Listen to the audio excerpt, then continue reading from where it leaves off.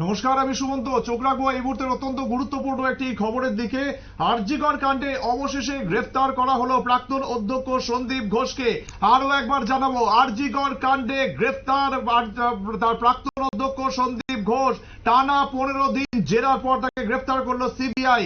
তবে এবার আর্থিক দুর্নীতিতে গ্রেফতার করা হয়েছে, অর্থাৎ যে ঘটনা নিয়ে ইতিমধ্যেই তোলপাড় হয়েছিল গোটা রাজ্য, গোটা দেশ, বিশ্ব তার প্রভাব পড়েছে, সেই কাণ্ডে নয়, সেই চিকিৎসককে ধর্ষণ এবং খুনের মামলায় নয়, দুর্নীতি মামলায় তাকে গ্রেফতার করা হয়েছে।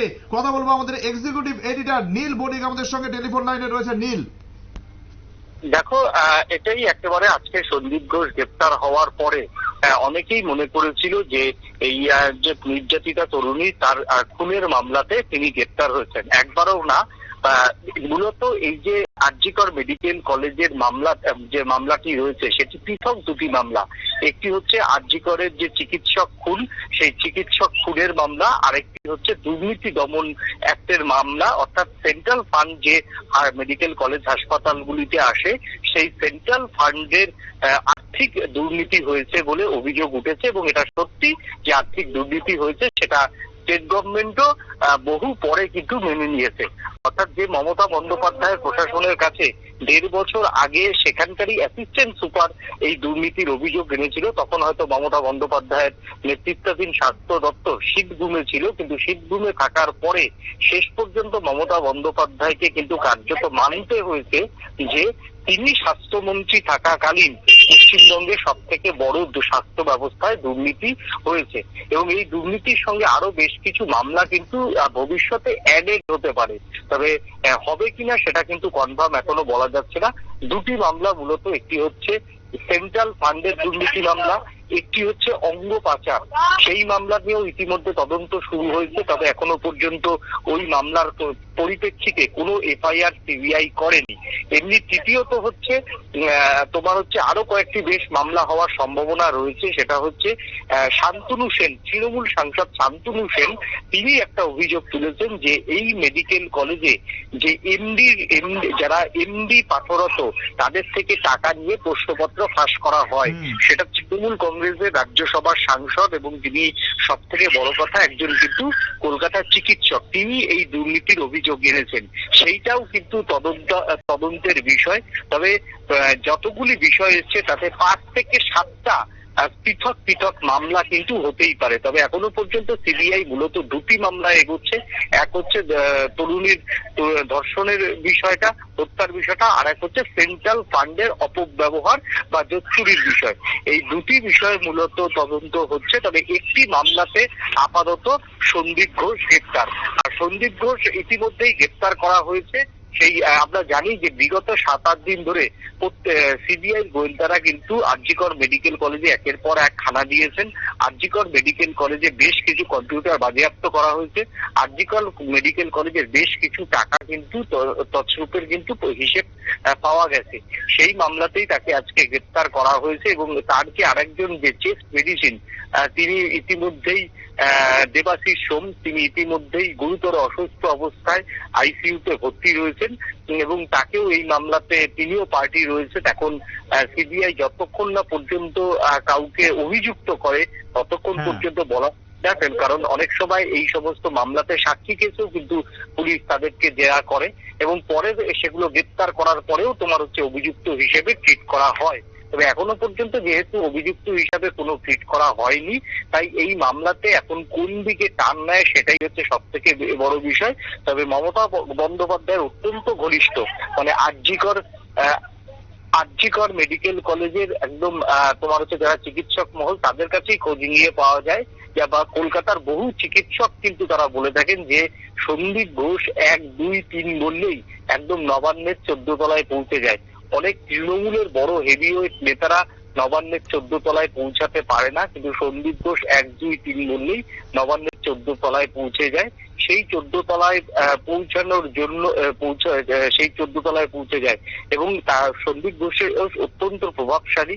এবং এই মমতা বন্দ্যোপাধ্যায় যখন প্রথম দিকে যখন উত্তাল আরজিকর মেডিকেল কলেজ নিয়ে, তখনও কিন্তু সন্দীপ ঘোষের উপর এতটুকু আস্থা কমায়নি, বরঞ্চ সন্দীপ ঘোষকে সব রকম পোস্টিং দেওয়ার নবান্ন চেষ্টা করেছে। পরে মানুষের চাপে, ছাত্রছাত্রীদের জুনিয়র চিকিৎসকদের আন্দোলনের চাপে এক প্রকার মাথা নত করতে বাধ্য হয়েছে নবান্নের 14 তলা। এবং আজকে অবশ্যই নবান্নের 14 তলার কাছে এটা একটা বড় দুঃসংবাদ হতে পারে বলে মনে করছেন রাজনৈতিক মহলের একাংশ। এবং যেভাবে আজকে জুনিয়র চিকিৎসকেরা আরো একটা বিষয় টার্ন ওভার করে নিয়েছেন, সেটা হচ্ছে কলকাতার পুলিশ কমিশনার সিপির পদত্যাগ। সিপিকে পদত্যাগ করতে হবে বা মমতা বন্দ্যোপাধ্যায়কে সিপিকে সরিয়ে দিতে হবে, বিনীত গোয়েলকে। সেই জায়গাতেও কিন্তু অনর কিন্তু রয়েছে। এখনো পর্যন্ত এই মামলার অনেকগুলো বিষয় দেখো রয়েছে। এখন সিবিআই, মমতা বন্দ্যোপাধ্যায় অনেক সময় বলছেন 14 দিন হয়ে গেল, 15 দিন হয়ে গেল, বিচার পাচ্ছি না। 14 দিন 15 দিন কেন লাগছে সেটাও তো বুঝতে হবে, কারণ সিবিআই এর কাছে সমান তালে কোনো কিন্তু তোমার তথ্য প্রমাণ নেই। সিবিআই কে সবটাই বার করতে হবে, কাজটা খুবই কঠিন। সিবিআই এর কাছে কিন্তু এই মুহূর্তে কাজটা খুবই কঠিন। এবং এত বড় যেখানে মানে ঘনিষ্ঠরা, মানে প্রভাবশালীরা যুক্ত রয়েছে, সেই জায়গাতে তথ্য প্রমাণ না নিয়ে যদি গ্রেফতার করে তাহলে সিবিআই মুখ পুড়বে। এটা সিবিআই খুব ভালো মতোই জানে এবং সেটা পলিটিক্যালি ইস্যু হবে। তার জন্য সিবিআই হয়তো এখনো পর্যন্ত সেইভাবে এই কেসের মানে ধর্ষণ এবং মৃত্যু কেসে হয়তো এখনো পর্যন্ত বড় কোনো আপডেট দিতে পারেনি।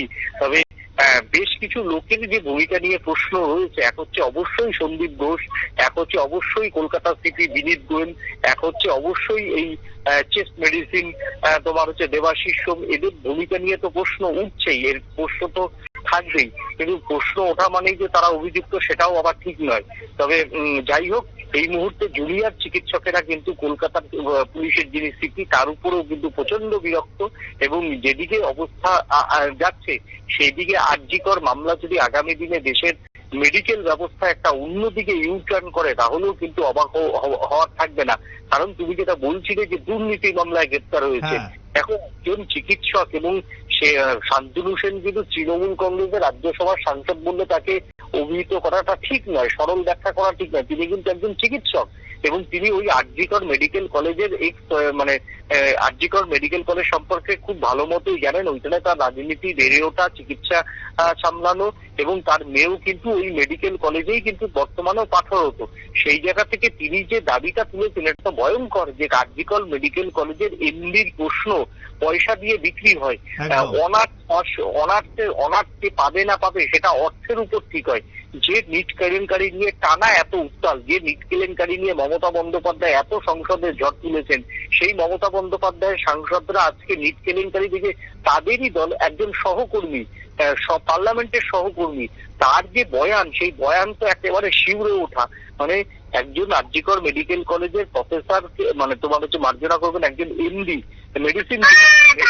মেডিসিনের চিকিৎসক দেখাবেন, কিন্তু সেই চিকিৎসকের সার্টিফিকেট যদি জাল হয়, সেই চিকিৎসক যদি পয়সা দিয়ে ডিগ্রি কেনে, তাহলে সেটা পশ্চিমবঙ্গ এবং ভারতবর্ষের চিকিৎসা ব্যবস্থার কত বড় গাফিলতি, সেটা কিন্তু সিবিআই কে মনে হয়, এই সিবিআই কে এই বিষয়টা তদন্ত করা উচিত। এবং জুনিয়র ডাক্তাররাও চাইছেন যে বিষয়টা নিয়ে তদন্ত হোক, এবং চিকিৎসক সমাজের একাংশ নিয়ে চাইছেন এটা নিয়ে তদন্ত হোক। যে তৃণমূল কংগ্রেস এতক্ষণ বারবার বলে এসছেন নিট কেলেঙ্কারি কথা, তো অবশ্যই নিট কেলেঙ্কারিতে দুর্নীতি হয়েছে, এটা দিনের আলোর মতো পরিষ্কার।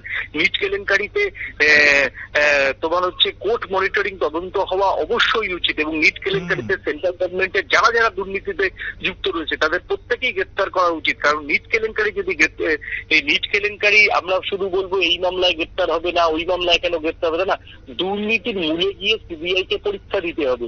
যেমনি নিট কেলেঙ্কারিতে তাদের মাথা বার করতে হবে, তেমনি নিট কেলেঙ্কারির যে সমস্ত সরকারি আমলারা রয়েছে তাদের গ্রেপ্তার করতে হবে। এটা যেমন মানুষের দাবি, তেমন এটাও মানুষের দাবি যে এই আরজিকর মেডিকেল কলেজে একজন সাংসদ চিকিৎসক বলছেন যে পয়সা দিয়ে প্রশ্নপত্র পাওয়া যাচ্ছে, পয়সা দিয়ে অনার্স পাওয়া যাচ্ছে, পয়সা দিয়ে মার্কস বাড়ানো যাচ্ছে, পয়সা দিয়ে অ্যাটেন্ডেন্স বাড়ানো যাচ্ছে। এই যে চিকিৎসা ব্যবস্থায় লাখ লাখ টাকার খেলা, সেই জায়গাটা বন্ধ হবার জন্য সিবিআই কে মাথা ধরতে হবে।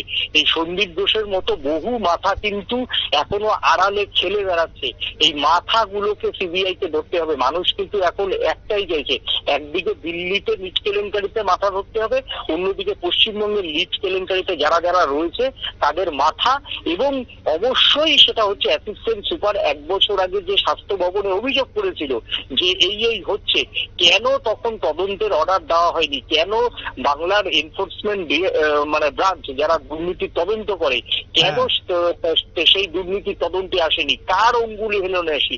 এই মাথাগুলো কিন্তু মানুষ গ্রেপ্তার দেখতে চাইছে।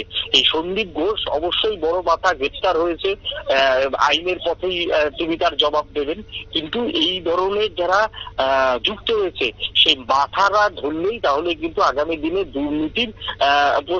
দুর্নীতি বন্ধ হবে। না হলে ভারতবর্ষের স্বাস্থ্য ব্যবস্থা যেই খাতে যাচ্ছে, যে একজন সাধারণ মানুষ, সাধারণ পড়ুয়া যার বাবা রিক্সা চালায়, তারা কিন্তু আগামী দিনে মেডিকেলটা করতে পারবে না, কারণ লিজ প্রশ্নপত্র বিক্রি হচ্ছে 1 কোটি 1.5 কোটি টাকায়। তারপর আবার সেটা এমডি করতে যাবে, তখন আবার 40 লাখ টাকা 50 লাখ টাকা।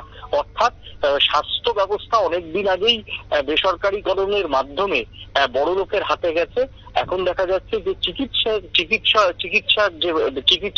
সেই চিকিৎসক করার যে ব্যবস্থা, সেটাও কার্যত আস্তে আস্তে বেসরকারি কারণের মাধ্যমে, এবং অবশ্যই সরকারের একাংশের এই সন্দীপ ঘোষের মতো দুর্নীতিবাজদের জন্য, এবং যাদের উপর এরকম নবান্নের 13 তলা 14 তলার হাত রয়েছে, এই তাদের সৌজন্যে ক্রমশ মেডিকেল মানে পড়ুয়ারা মেডিকেল যে পড়ার যে ব্যবস্থাটা, সেটাও ক্রমশ দুর্নীতির দিকে যাচ্ছে, এবং সেই দুর্নীতিতে আষ্টে পৃষ্ঠে জড়িয়ে পড়ছে এক শ্রেণীর এই বড়, কেউ নবান্নের 13 তলা, কেউ নবান্নের 14 তলা, আবার কেউ সাউথ ব্লক, নর্থ ব্লকে এরকম বড় বড় তলার লোকরা জড়িয়ে পড়ছে। তাতে ভারতবর্ষের স্বাস্থ্য পরিকাঠামো আগামী দিনে খুব খারাপ জায়গায় যাবে। সিবিআই কাছে মানুষের ডিমান্ড, এটা আমাদের কথা না, ভ্যানগার্ডের কথা না, মানুষের ডিমান্ড যে মাথা বের করতে হবে, মাথাগুলোকে গ্রেফতার করতে হবে। একেবারে অনেক ধন্যবাদ নীল তোমাকে। নীল বণিক আমাদের এক্সিকিউটিভ এডিটর, তার সঙ্গে আমরা তখন টেলিফোন লাইনে কথা বলছিলাম।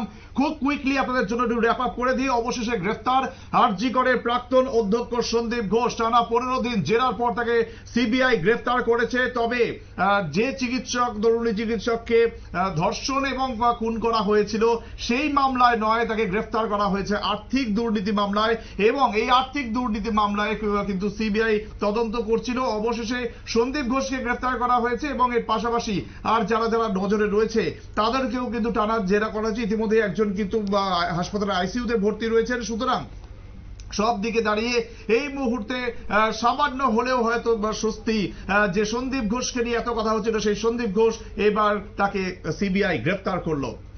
এখন এ পর্যন্তই। অন্যান্য খবরের জন্য দেখতে থাকুন নিউজ ভ্যানগার্ড।